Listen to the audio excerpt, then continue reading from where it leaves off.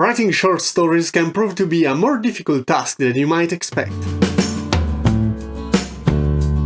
Their brevity may seem like a simplifying factor, but don't take it lightly. It also means that you have no room for rambling, and you have to go straight to the point. Also, the planning stage is not to be underestimated, and sometimes it is difficult to come out with the right idea. I have put together 7 tips for writing short stories that I think can be very useful. But first, let me remind you that my novella Odyssey to Trappist 1, the first of the 6 book I have published so far, will be released on June 11th. I have translated it into English and it will be available on Amazon in ebook and paperback. I love this story, I'm very proud of it, I hope you like it. It is science fiction, and if you want to know more about it, stay until the end of the video.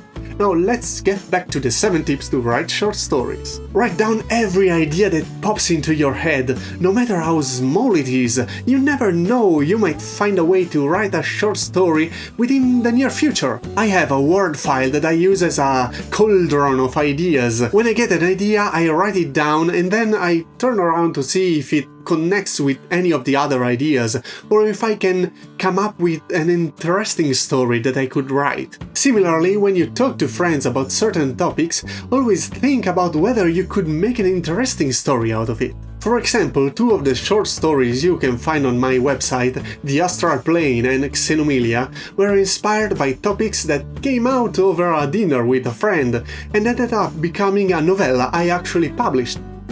Xenomelia.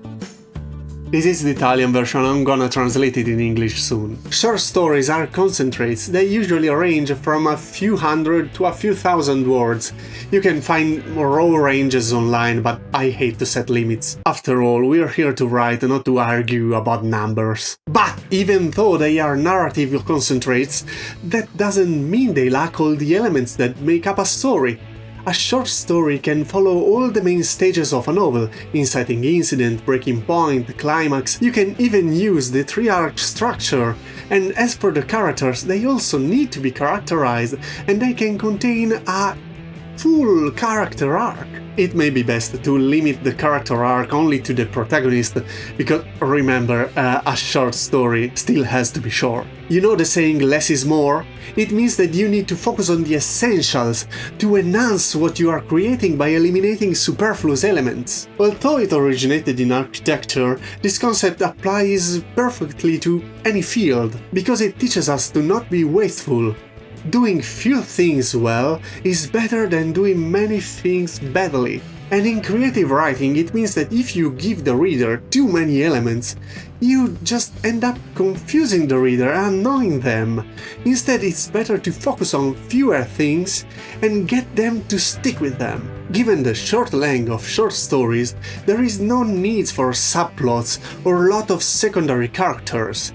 There is already enough meat to the story. Also, if you want to write a short story, it's good to go straight to the point and tell what you want to tell, without getting lost in useless details. When it comes to short stories, I think it's very important to know where you want to go from the very beginning. The text has to be short, so there is no room to go off and let's see where the wind takes you.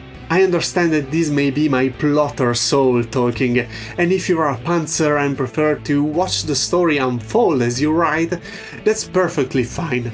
But in my opinion, especially for short stories, it comes in very handy to think hard about what you want to write and make a list of points you want to hit, both for plot and for character development. This way you have a clear idea of how the story is going to unfold, and it's also a good idea to realize in advance if the story is worth writing, or if it might turn out to be uninteresting and need some more ideas. Remember that a short story does not need a big plot with branching subplots.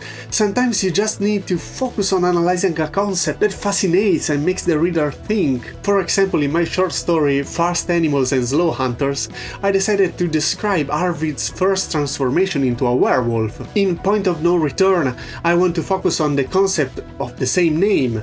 In Marit, I want to explore the culture of a science fantasy species through a counter-espionage mission of the special team Marit is part of. While in Exhibit 2x4k Human in Cryostasis, I wanted to focus on how a human might react upon waking from cryostasis and discovering that he had become the main attraction of an alien museum. In short, often the basic idea is enough if told in the right way. Personally, I often like to end short stories with a twist.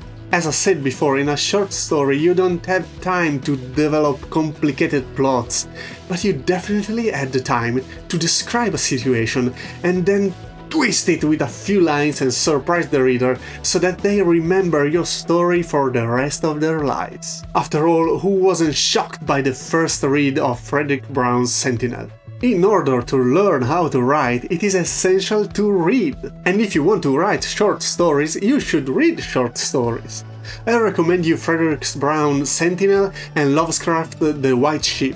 But there are a lot of short stories that are really good. Write your favorite in the comments. Also, check out the Love, Death and Robots series on Netflix.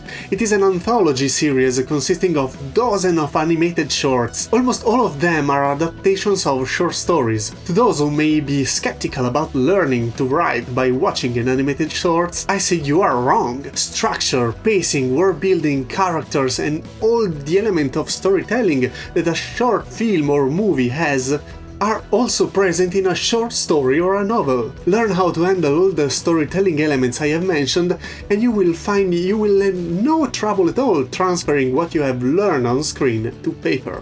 And that was the last tip for writing short stories.